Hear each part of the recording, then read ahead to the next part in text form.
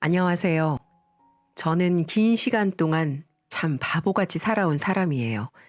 어릴 적부터 불우한 인생을 살아왔기 때문에 제게 희망이라는 단어는 어울리지 않았습니다. 그저 전 이 많은 사람들 중에서 가장 가난하고 못나고 힘이 없는 사람이라고 생각을 했었어요. 하지만 이 어리석고 편협한 사고에서 절 일깨워준 사람을 만나고 제 인생이 180도 바뀌었습니다. 그 사람 덕에 저는 현재 희망을 향해 살아갈 수 있게 되었어요.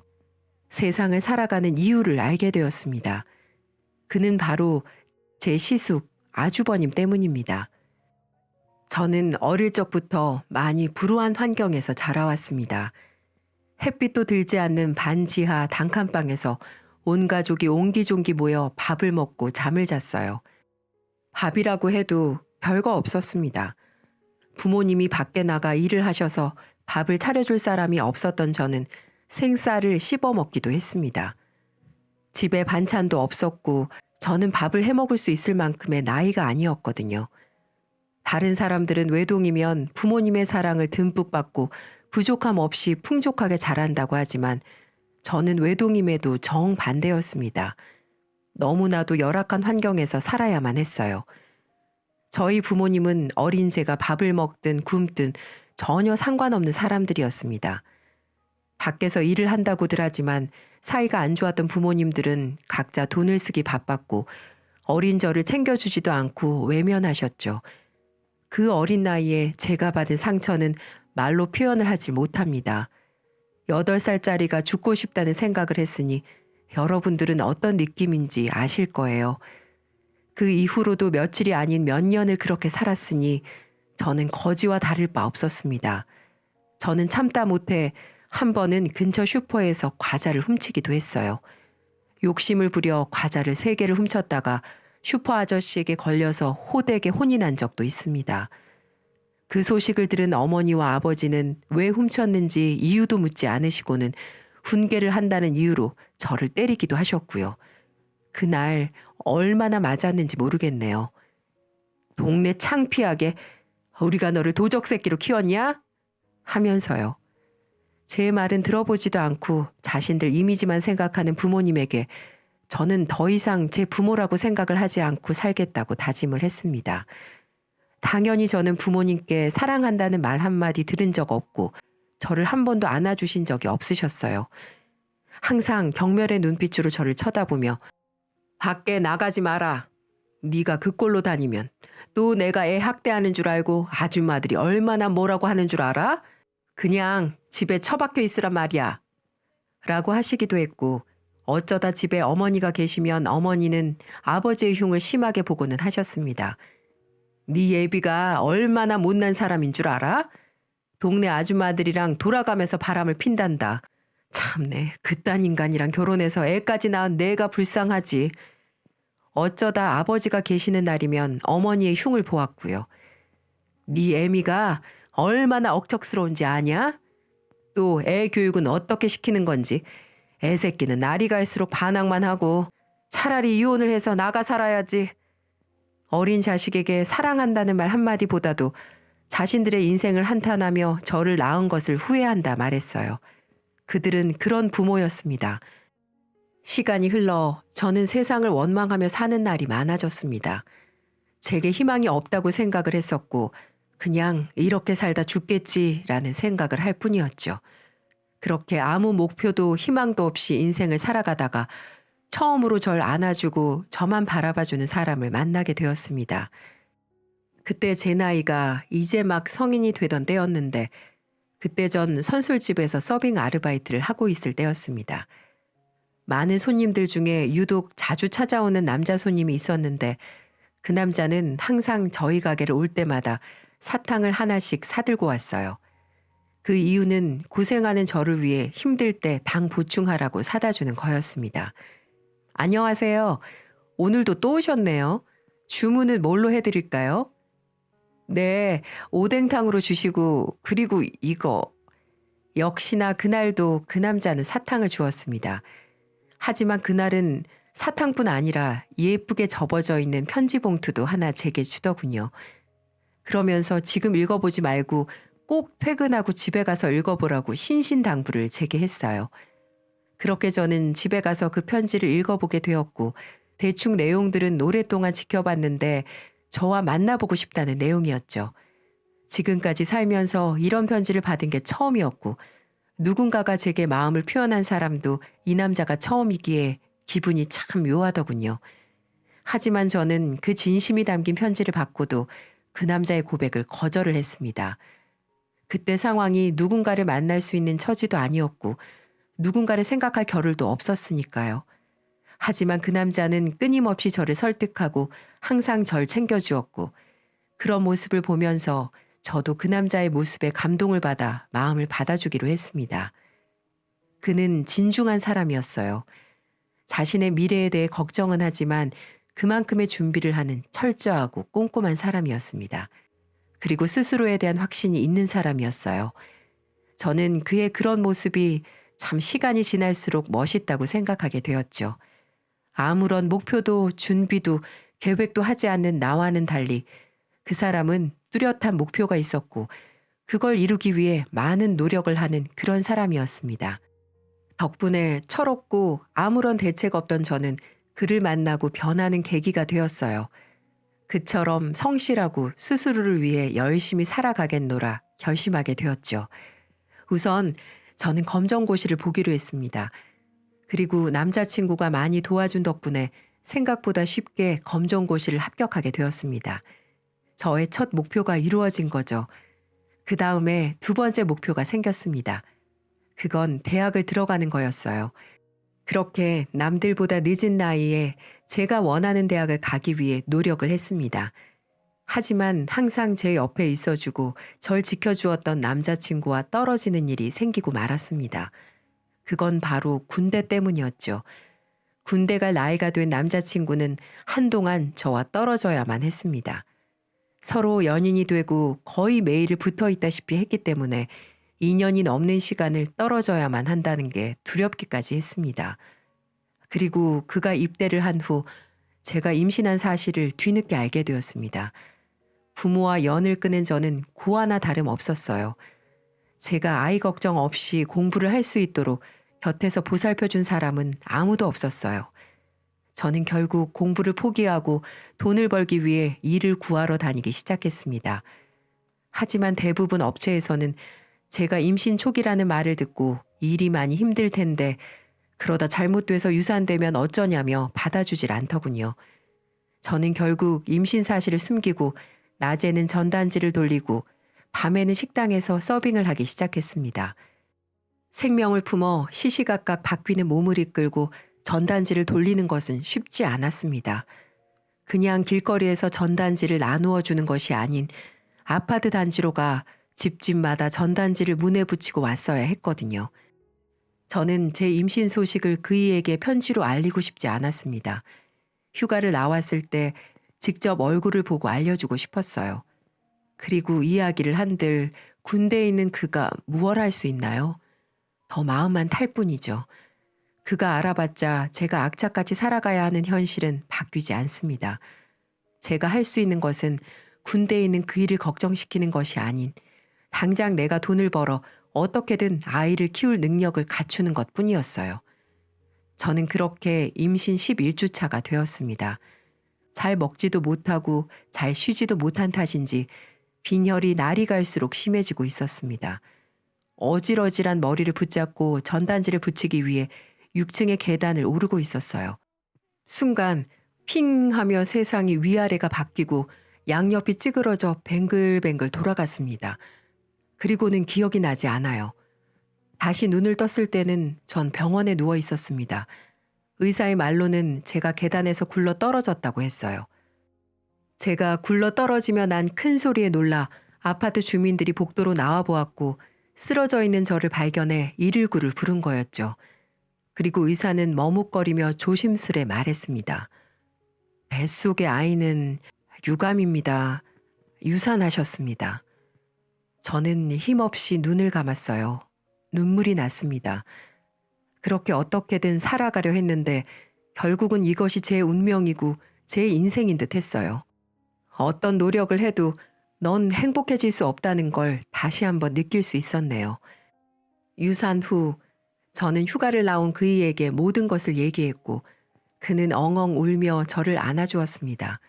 모든 게 자기 탓이라며 다시는 이런 일이 벌어지지 않도록 하겠다면서 조금만 기다려달라고 하면서 저를 위로해 주었습니다. 그 위로의 한마디가 제게 얼마나 힘이 되었는지 모릅니다. 그렇게 남편은 군대를 제대하게 되었고 우리는 원룸을 얻어 같이 살기로 했습니다. 그리고 어느 정도 남편이 직장을 다니면서 안정을 찾아갈 때쯤 우리는 결혼을 하게 되었습니다. 처음에는 행복했어요. 혼자가 아닌 둘이 된다는 건 하늘에서 준 축복인 것만 같았습니다.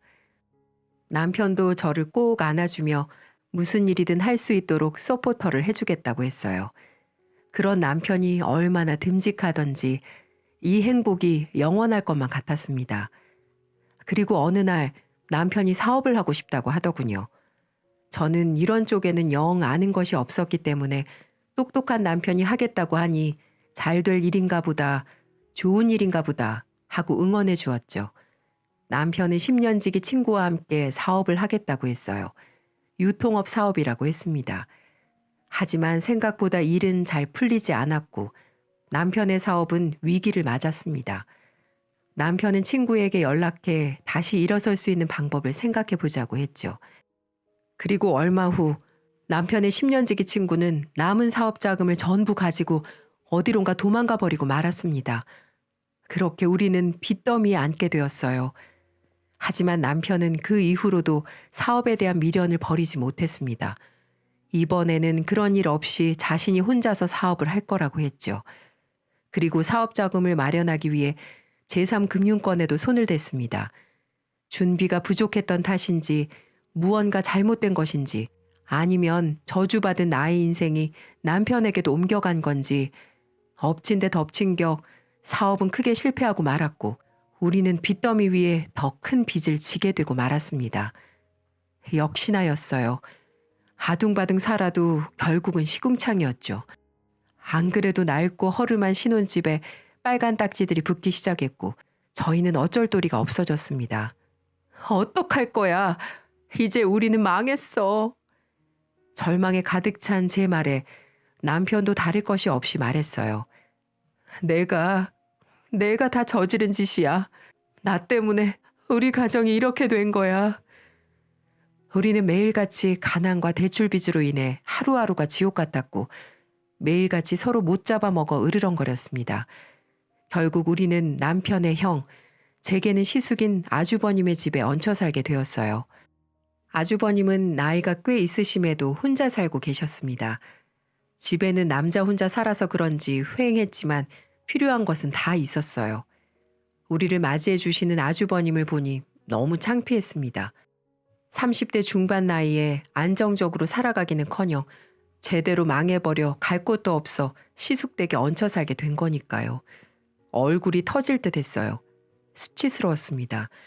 남편도 그런 듯 고개를 푹 숙이고 있었죠. 아주버님은 어깨를 토닥여주며 원래 나이가 몇이건 실패는 반복하는 거야.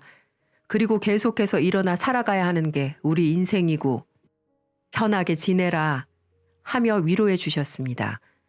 남편은 그 위로에 우리의 신세가 더 부끄러워졌는지 집에 잘 들어오지 않게 되었어요. 일용직으로 일하며 번 돈을 전부 술에 쓰는지 며칠에 한 번씩 들어오고 술에 찌든 냄새를 풀풀 풍기며 드르렁 하고 코를 골며 자곤 했습니다.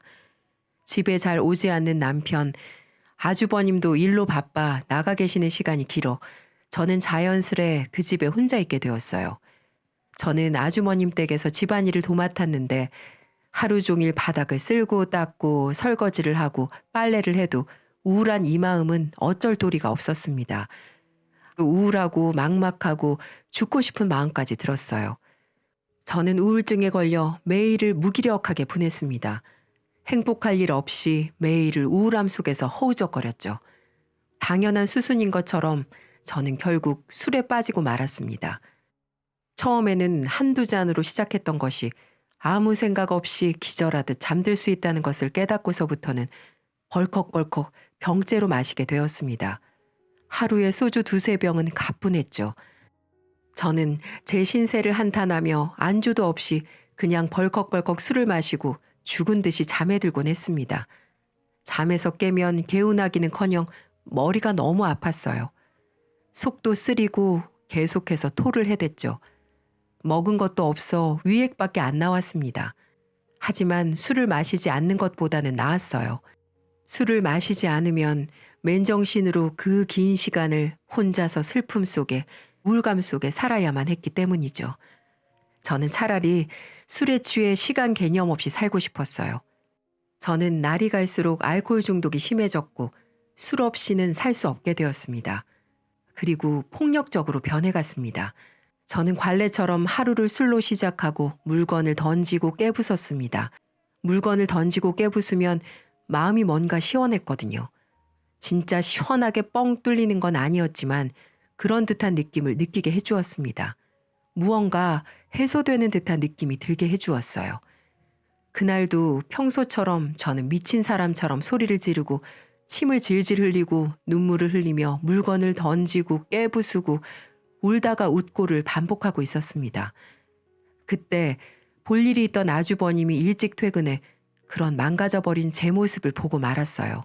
제가 알코올 중독자인 것과 무언가를 던지고 깰 정도로 심각한 것은 알고 계셨지만 막상 이런 제 모습은 처음 보시는 거였죠. 온 얼굴이 슬픔과 절망에 젖어 고통에 몸부림치며 미친 사람처럼 물건을 던지고 깨는 저를 보고는 아주버님은 깨진 유리가 가득한 바닥을 아랑곳하지 않고 뛰어와 저를 와락 끌어안았습니다. 그만해요. 그만. 저는 저항했어요. 이건 놔. 당신이 뭔데? 비켜. 다 던져야 돼. 다 깨부시고 없애버려야 한다고. 미친 듯이 소리치는 저를 더 세게 끌어안으며 아주버님은 울먹이며 소리쳤어요. 제발 이러지 마요. 다친다고. 이러다 크게 다치면 어쩔 거예요. 몸은 다 상해서 어떡하려고. 이러다가 병이라도 나면 어쩌려고. 어? 제발 정신 차려요. 동생도 망가져 가는데 재수 씨까지 이러면 어떡합니까?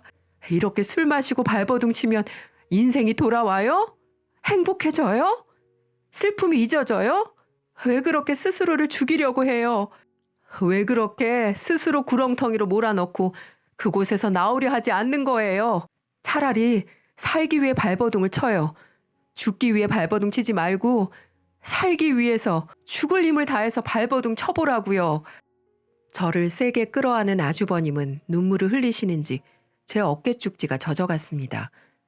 누군가 깜깜한 상자 안에 갇혀있던 저를 구해주기 위해 무겁게 덮여있던 뚜껑을 밀어내고 제 손을 잡아 끌어올려준 듯 했어요. 저는 아주버님의 품에 안겨 오열을 했습니다. 힘들다고, 슬프다고, 더 이상 이렇게 살고 싶지 않다고요. 아주버님은 다 안다는 듯 고개를 끄덕이며 더 세게 끌어안아 주셨습니다. 너무 따뜻했어요. 마치 큰 산과 같았습니다. 이 세상 천지에 우울증에 걸리고 술독에 빠져 난동 부리는 재수 씨에게 이렇게 따뜻하게 안아주는 사람이 어디 있을까요? 잠시나마 아주버님 품 안에서 얼마나 울었는지 모릅니다. 재수 씨, 우리 살아봐요. 아직 젊잖아요. 지금부터 시작하면 돼요. 됩니다. 재수 씨가 이렇게 마음 약해질수록 세상의 빛은 점점 더 어두워질 수밖에 없어요. 그러니 저와 함께 같이 우리 치료받아요. 그래서 다시 새 인생 살아봐요. 재수 씨, 할 수 있어요. 제가 그렇게 꼭 도와드릴게요. 이 한마디는 저를 다시금 다른 사람으로 만들어주는 계기가 되었고 그 이후 전 아주버님을 제 친오빠처럼 믿고 따르며 점점 변해갈 수 있었습니다. 그 이후로 저는 아주버님과 함께 우울증 치료를 받게 되었어요. 무엇보다 중요한 것은 제 의지일 겁니다. 저는 술도 끊게 되었어요. 바로 옆에서 누군가가 저를 지켜봐주고 있다는 것만으로도, 저를 응원한다는 사실만으로도 술이 생각나지 않게 되었거든요. 여태까지의 저는 그저 힘듦과 외로움에 미쳐 있었던 것 같습니다. 자기 연민에 가득 차 헤어나오지 못하고 끝없는 슬픔 속에 스스로를 가두고 살아온 거죠. 그리고 아주버님 덕에 저는 죽기 위해 발버둥 치는 것이 아닌 살기 위해 발버둥 치기로 했습니다. 저와 아주버님은 함께 남편을 설득했어요. 사람답게 살아가자고 말이죠. 더 이상 이렇게 바보처럼 울면서 살지 말자고요. 남편은 제가 힘들어하는 모습이 다 자신의 탓 같아 죄책감에 제정신으로 있을 수가 없다고 했습니다. 제가 술을 마시면 마실수록 자신도 더 마시게 되었다고 했죠. 미안해서 제 얼굴도 제대로 못 보겠다고 했어요.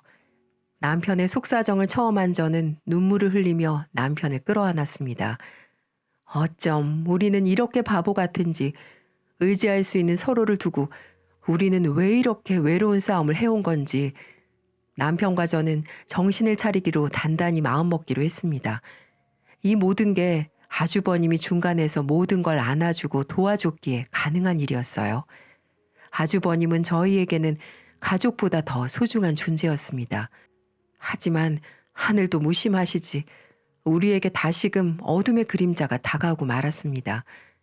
이제 조금 안정을 되찾아가고 남편과 저 아주버님이 다시금 행복을 찾아갈 때쯤 불행이 찾아오고 말았어요. 바로 이것 때문에 제가 사연을 쓰게 된 이유이기도 한데요. 저희를 가슴으로 품어주고 새 인생을 살게 해준 아주버님이 그만 세상을 떠나고 말았습니다. 사인은 뇌출혈이었어요. 어느 날 남편에게 한 통의 전화가 왔습니다. 아주버님 직장에 다니시는 직장 동료였어요. 그러면서 아주버님이 일하시다가 두통에 시달리시더니 1시간 뒤 의식을 잃고 말았다는 거였습니다. 너무 말도 안 된 소리였어요. 아주버님은 술도 잘 안 하시고 담배도 안 피우시는 분이셨고 평소에 운동도 열심히 하시며 자기 관리를 철저히 하신 분이셨거든요. 그런 분이 뇌출혈이라니 너무 믿기 힘들었습니다. 이 사실을 인정하고 싶지 않았었죠. 저와 남편은 큰 충격을 받고 병원으로 달려갔습니다. 가면서 남편과 저는 얼마나 울었는지 몰라요. 그리고 기도를 했어요. 제발 일어나게 해달라고요. 병원으로 달려가니 아주버님은 수술실에 들어가 있었고 한참 뒤에 수술실에서 나올 수 있었습니다. 하지만 아주버님은 그 뒤로 영영 깨어나지 못했습니다. 너무 허망하고 아주버님이 불쌍했습니다. 누구보다 열심히 살았던 분이고 항상 남들에게 선행을 베풀며 살아가던 천사 같은 분이셨는데 그런 분을 이렇게 젊은 나이에 데리고 가니 말로 표현하지 못할 만큼 가슴이 아파왔습니다. 그리고 저만큼 남편도 얼마나 가슴을 팍팍 치며 오열했는지 몰라요. 일찍 부모님 돌아가시고 두 형제가 의지하며 살아왔는데 이 세상에 한 명뿐인 가족이 떠나갔으니 그 심정은 말로 표현할 수 없을 만큼 힘들었을 테죠. 여보, 오늘은 마음껏 울어. 오늘까지만 우리 울고 아주버님 가시는 길 편하게 보내드리자. 나도 너무 마음이 아프고 아주버님이 너무 보고 싶어. 지금이라도 당장 재수 씨, 우리 저녁 뭐 해 먹을까요? 라고 말을 할 것만 같은데 지금이라도 재수 씨, 내일 병원 가는 날이죠? 같이 가요. 이렇게 내 귀에서 들리는 것 같은데 나 어떻게 해야 해, 여보? 내 심장이 터질 듯이 아파와. 그렇게 우리는 그 자리에서 주저앉고 얼마나 울었는지 모릅니다. 지금 생각해도 너무 눈물이 납니다. 그리고 병원에서 또 놀라운 사실을 알려주었습니다. 그건 바로 아주버님께서 살아생전에 장기 기증을 신청해 놓은 상태라고 했습니다.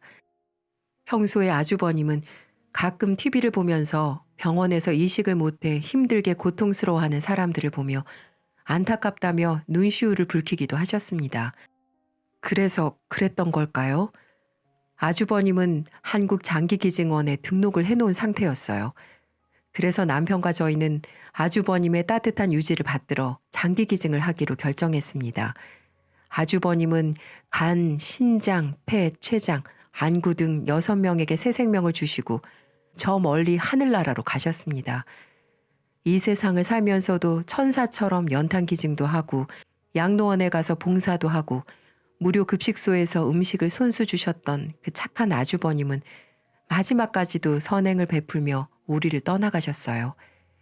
아마 아주버님이 없었더라면, 아마 아주버님이 저를 잡아주지 않았더라면 전 이 세상 사람이 아니었을지도 몰라요.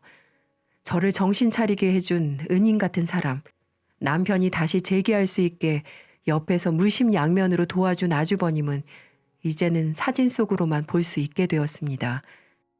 사진을 어루만지며 저는 살아생전 아주버님이 저를 꼭 안아주신 것처럼 저도 제 품속에 안아드렸어요. 아주버님, 감사합니다. 실망시키지 않고 열심히 살아가겠습니다. 라고 말이죠. 그렇게 저희는 장례식을 치른 다음 납골당에 모셨습니다. 지금 이곳에 모신 지 3년이 다 되어 가네요. 그때도 이렇게 추운 겨울이었어요. 아버님이 계신 납골당에 남편과 다녀와 우리 정말 열심히 살고 있다고, 항상 힘들 때마다 아주버님 생각하며 잘 이겨내고 있다고 말하며 인사를 드리고 왔습니다. 그 이후 우리의 삶도 많이 변했습니다. 남편은 환경미화원에 합격했어요. 남편은 합격했다며 기뻐하며 저를 끌어안는 남편을 보니 10여 년 전 반짝반짝 빛나던 남편의 모습이 다시 보이더군요. 그리고 저는 태어나 처음으로 인생의 분명한 목표를 가지게 되었습니다. 자격증을 따서 요양시설이나 사회복지시설에서 일하기로 마음먹었습니다. 이런 결정을 내린 이유는 하늘에 계신 아주버님의 영향이 가장 컸네요.